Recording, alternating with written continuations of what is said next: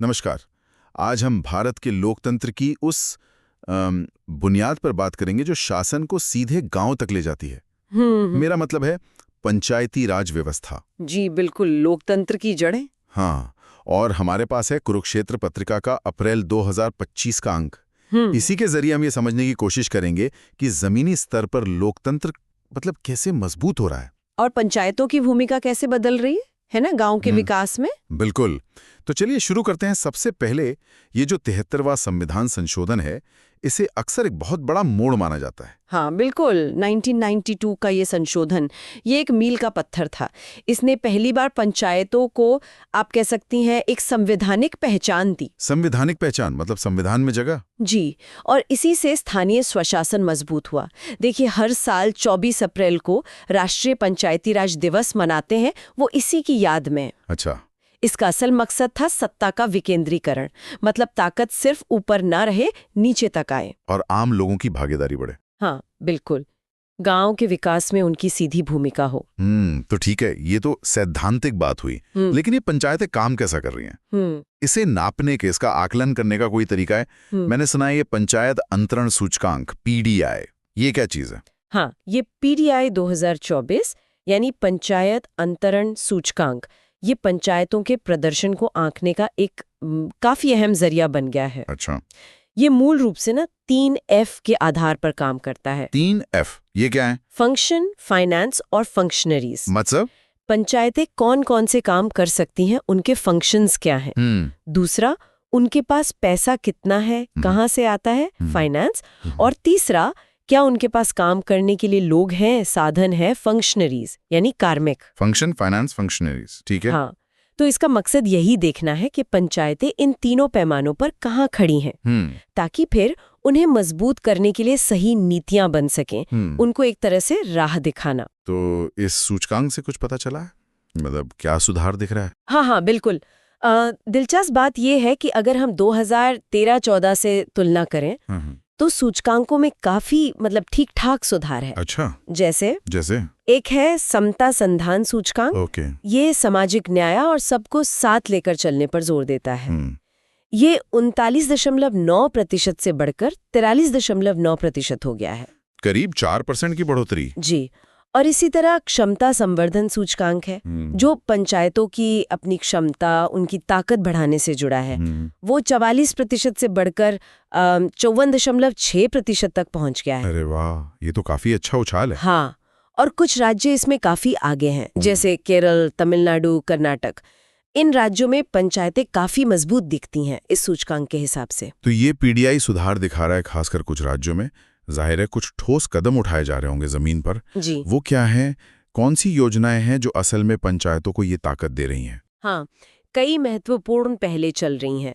एक तो है स्वामित्व योजना, ये काफी चर्चा में भी रही है। हाँ, सुना इसके बारे में। ड्रोन वगैरह का इस्तेमाल होता है इसमें। बिल्कुल, ड्रोन तकनीक से गांव के जो बसे हुए इलाके हैं, आबादी क्षेत्र, उनका नक्शा बनाया जा रहा है। अच्छा। और फिर लोगों को उनकी जमीन जायदाद का एक सरकारी कागज, संपत्ति कार्ड दिया जा रहा है। इससे फायदा क्या है? सीधा फायदा यह है कि गांव में जमीन के मालिकाना हक को लेकर जो झगड़े होते ना, वो कम हो रहे हैं, एक स्पष्टता आ रही है। और करीब 3,20,000 गांव में ये सर्वे पूरा भी हो चुका है। ये तो बहुत बड़ा आंकड़ा है। जी। फिर दूसरा बड़ा बदलाव है डिजिटल तकनीक का इस्तेमाल। अच्छा, टेक्नोलॉजी। हाँ, ग्राम स्वराज नाम का एक पोर्टल है और मेरी पंचायत नाम से एक मोबाइल ऐप भी है। इनसे पंचायतों के कामकाज में ज्यादा पारदर्शिता और जवाबदेही लाने की कोशिश है।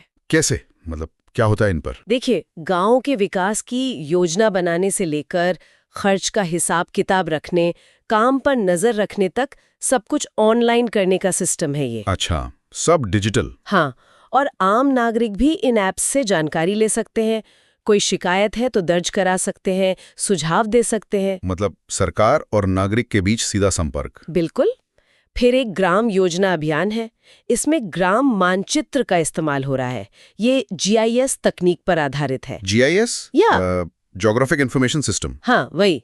आसान भाषा में कहें तो नक्शों और डेटा को मिलाकर योजना बनाने का एक डिजिटल तरीका है ये। इससे पंचायतें सब मिलकर एक ग्राम पंचायत विकास योजना GPDP बनाती हैं। इसमें क्या खास है?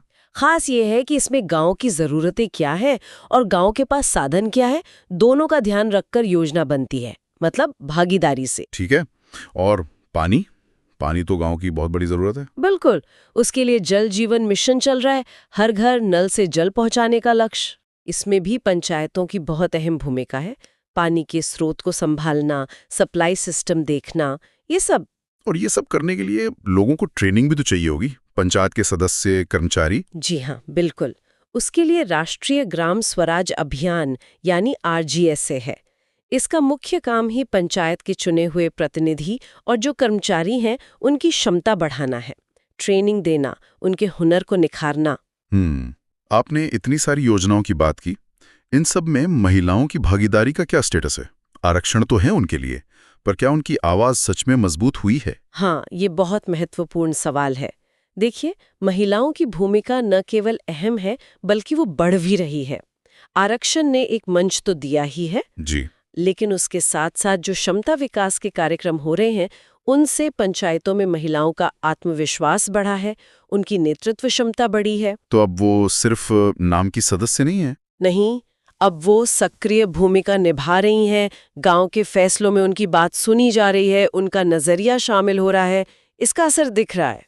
सुनने में तो ये सब काफी सकारात्मक लग रहा है। विकास हो रहा है, टेक्निक आ रही है, महिलाएं आगे आ रही हैं, लेकिन क्या अब भी कुछ मुश्किलें हैं, चुनौतियां बाकी हैं?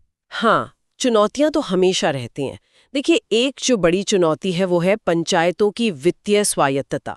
मतलब पैसों की कमी? कमी से ज्यादा आत्मनिर्भरता की कमी। वो अब भी काफी हद तक सरकारी ग्रांट पर निर्भर हैं। उनके अपने कमाई के साधन, जिसे OSR यानी ओन सोर्स रेवेन्यू कहते हैं, वो बढ़ाने की बहुत जरूरत है। लेकिन क्या वो टैक्स लगा सकती हैं या उनके अधिकार सीमित हैं? अधिकार तो है, लेकिन शायद उनका पूरा इस्तेमाल नहीं हो पा रहा, या फिर क्षमता की कमी है। ये एक पहलू है। दूसरा, जैसा आपने कहा, क्षमता निर्माण। ये कोई एक बार का काम नहीं है। हाँ, ये तो लगातार चलना चाहिए। बिल्कुल, लोगों को लगातार नई चीजें सीखनी होती हैं, नई तकनीक आती है। और फिर योजनाओं को सिर्फ कागज पर बनाना काफी नहीं है, उन्हें जमीन पर सही ढंग से लागू करना। हाँ, प्रभावी कार्यान्वयन, वो हमेशा एक चुनौती रहता है। जी बिल्कुल। तो अगर हम सार देखें तो पंचायती राज संस्थाएं जो हैं वो तकनीक के साथ, नई योजनाओं के साथ लगातार विकसित हो रही हैं, बदल रही हैं, मजबूत हो रही हैं। और ये वाकई गांव के विकास और लोगों को मतलब सशक्त करने का एक केंद्र बन रही हैं। सही कहा। और इसका मतलब सीधा है, स्थानीय सरकार जितनी मजबूत होगी, गांव का विकास उतना ही तेज होगा और आम लोगों तक सुविधाएं उतनी आसानी से पहुंचेंगी। बिल्कुल, यही तो है असली जमीनी लोकतंत्र, ग्रासरूट डेमोक्रेसी। चलिए, आज की बातचीत को यहीं रोकते हैं, लेकिन जाते जाते एक सवाल श्रोताओं के लिए छोड़ जाते हैं। 73वें संशोधन ने जिस भागीदारी वाले लोकतंत्र का सपना देखा था, उसे पूरी तरह सच करने के लिए हम और आप जैसे आम नागरिक अपनी ग्राम सभाओं में और ज्यादा सक्रिय भूमिका कैसे निभा सकते हैं, इस पर जरूर सोचिएगा।